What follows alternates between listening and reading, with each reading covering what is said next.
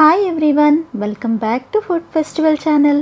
నేను మీ లక్ష్మిని. ఈ వీడియోలో చిట్టి ముత్యాల రైస్ తోటి కుక్కర్లో ఈజీగా స్పైసీగా టేస్టీగా మష్రూమ్ బిర్యానీని ఎలా ప్రిపేర్ చేసుకోవాలో చూద్దాము. వీడియోని ఎక్కడ స్కిప్ చేయకుండా లాస్ట్ వరకు చూసారంటే మీరు కూడా ఈ కుక్కర్ మష్రూమ్ బిర్యానీని ఇట్టే ప్రిపేర్ చేస్తారు.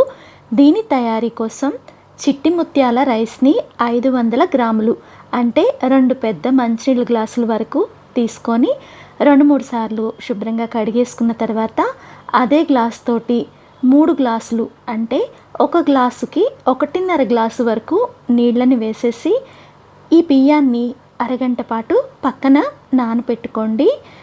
ఈ లోపల ఒక గిన్నెలోకి ఒక 750 గ్రాముల వరకు మష్రూమ్స్ని తీసుకున్నాను. అంటే ఒక ప్యాకెట్కి 250 గ్రాములు కదా, 3 ప్యాక్స్ తీసుకొని నీళ్లు వేసేసి కొంచెం క్రిస్టల్ సాల్ట్ కూడా వేసేసి ఒక అరగంట దీన్ని పక్కన పెట్టుకుంటే మష్రూమ్స్కి ఉన్న మట్టంతా కూడా ఈజీగా పోతుంది. పుట్టగొడుగులు కొంచెం పెద్దగా ఉన్నాయి అనుకోండి, దాన్ని 4 భాగాలుగా కట్ చేసుకోండి. అదే చిన్నగా ఉంటే 2 భాగాలుగా కట్ చేసుకోండి. ఇంకా మరీ చిన్నగా ఉంటే అలాగే వదిలేసేయండి. ఇప్పుడైతే బిర్యానీ తయారీ కోసం ఒక కుక్కర్లోకి 4 స్పూన్ల వరకు నూనె, 4 స్పూన్ల నెయ్యి వేసి వేడి పెట్టుకోండి. ఈ లోపల 2 పెద్ద ఉల్లిపాయలు తీసుకొని తొక్కు తీసేసి పొడవుగా తరిగేసుకోండి. అలాగే 6 పచ్చిమిరపకాయ చీలికలు కూడా రెడీ చేసుకోండి. నూనె కొంచెం వేడెక్కగానే 3 బిర్యానీ ఆకులు, అలాగే తరిగిన పచ్చిమిరపకాయలు, ఉల్లిపాయ ముక్కలు వేసేసి వీటిని 5 నిమిషాల పాటు హై ఫ్లేమ్లో వేపుకున్న తర్వాత 2 స్పూన్ల నిండుగా అల్లం వెల్లుల్లి పేస్ట్ని వేసి అల్లం వెల్లుల్లి పేస్ట్లో ఉన్న పచ్చిదనం పోయే విధంగా 2-3 నిమిషాల పాటు నూనెలో వేపుకోండి. ఈ బిర్యానీకి పెద్దగా మసాలాలు ఏమీ వేయమండి. ఒక గుప్పెడు వరకు కొత్తిమీరను తరిగేసుకొని 4 పండు టమాటాలు కూడా తరిగి పక్కన పెట్టుకోండి. వీటిని కూడా వేగుతున్న ఉల్లిపాయ మిశ్రమంలో వేసేసి ఇంకొక గుప్పెడు వరకు పుదీనా ఆకులను కూడా సన్నగా తరిగి వేసుకోండి.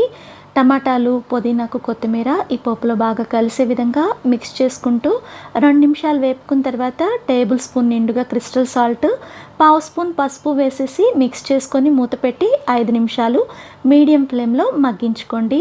ఈ లోపల ఒక ఉల్లిపాయని రోట్లో వేసేసుకొని దాన్ని కచ్చాబచ్చాగా దంచేసుకోండి. ఈ దంచిన ఉల్లిపాయ మిశ్రమాన్ని వేగుతున్న పోపులో వేసేసేయండి. ఇలా ఉల్లిపాయ దంచి పోపులో వేయటం వల్ల రైస్కి ఒక డిఫరెంట్ ఫ్లేవర్ వస్తుంది. ఇప్పుడు దీంట్లో 3 స్పూన్ల నిండుగా ఎండు కారాన్ని వేయండి. అంతా కూడా బాగా కలిసే విధంగా ఒక్కసారి మిక్స్ చేసుకున్న తర్వాత ఈ టమాటా కూడా కొంచెం సాఫ్ట్ అయినట్టు కనపడుతుంది.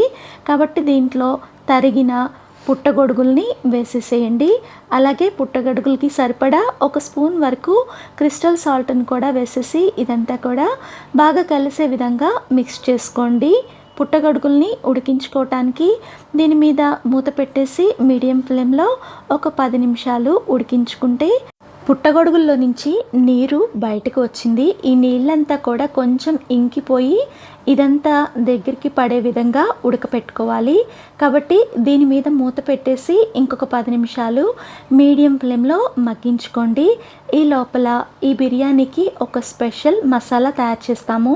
దానికోసం మిక్సీ జార్లో 3 స్టార్ ఫ్లవర్స్, అలాగే 4 యాలకులు, 6 దాల్చిన చెక్కలు, ఒక 10 లవంగాలు, గుప్పెడు వరకు జీడిపప్పును కూడా వేసేసేయండి. ఇదంతా కూడా ఫైన్ పౌడర్ లాగా మిక్సీ పట్టుకోండి. చూడండి, కన్సిస్టెన్సీ అనేది ఇలా ఉండాలి. ఈ మసాలా పొడి వేయటం వల్లే అన్నానికి ఒక డిఫరెంట్ ఫ్లేవర్ వస్తుంది. పుట్టగొడుగులు ఉడికాయో లేదో చూద్దాము. ఇవైతే 60% ఉడికినట్టు కనపడుతున్నాయి.